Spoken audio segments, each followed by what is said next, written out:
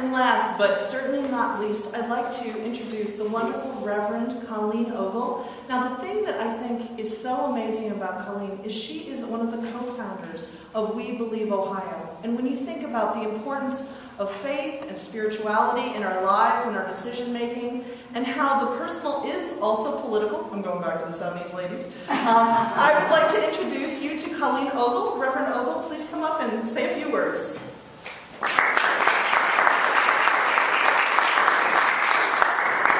I'm speaking on behalf of Issue 2 today as a representative of We Believe.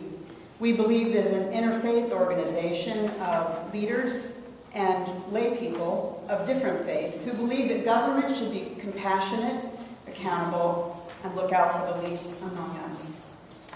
As I prepared to speak in support of voting on Issue 2, I had a flashback to an often repeated theme from my childhood.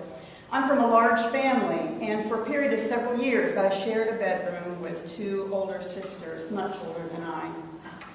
My oldest sister had the beautiful end of the room with the picture window in the closet.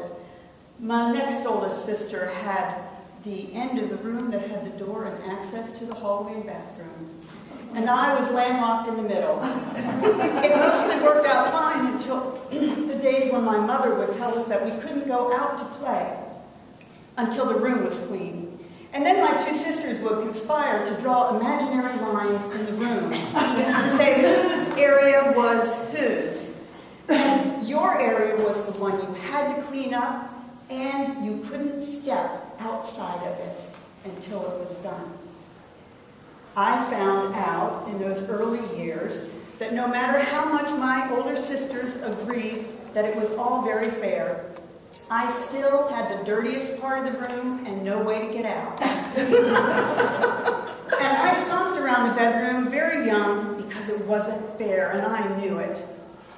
Funny thing is that several years later, when I was the oldest sister sharing a bedroom with two very much younger sisters, I tried to pull the same thing because that's human nature. When you think you can, you will.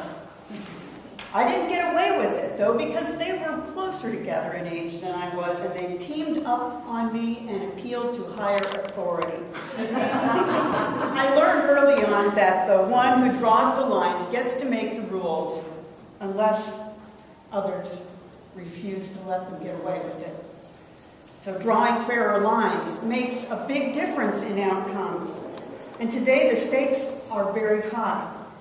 And strangely enough, from that example that flashed into my head, I realized that the stakes are high, and oftentimes those who lose are the youngest ones, the ones who are most voiceless. For example, Ohio leaders today have cut money for public schools. At the same time, they've eliminated Ohio's estate tax. As a preacher, I understand the hazards of only preaching to the choir. Then you don't have to learn how to speak to people who don't already think like you think. People today in districts that are rigged are only learning how to speak to the choir, and they are robbing us of the wonderful fight and disagreement and debate that makes ideas better and gets problems solved. There's nothing wrong with debate and disagreement. It's healthy, and it's one of the things that I'm most proud of in being American, is about our vital tradition of political life together.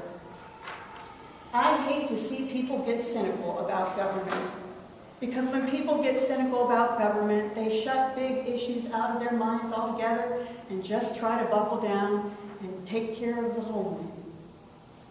But we need people, as people of faith. I always encourage our parishioners and others to expand your area of concern beyond yourself and your family. The spirit of generosity is what unites people of faith. The spirit of speaking out, not just for your own self-interest, but for others, is what unites people of faith. And I hope that our political system can justify people being hopeful and entering into common life so that we can solve our nation's and our state's problems together. I do hope that you will support Issue 2.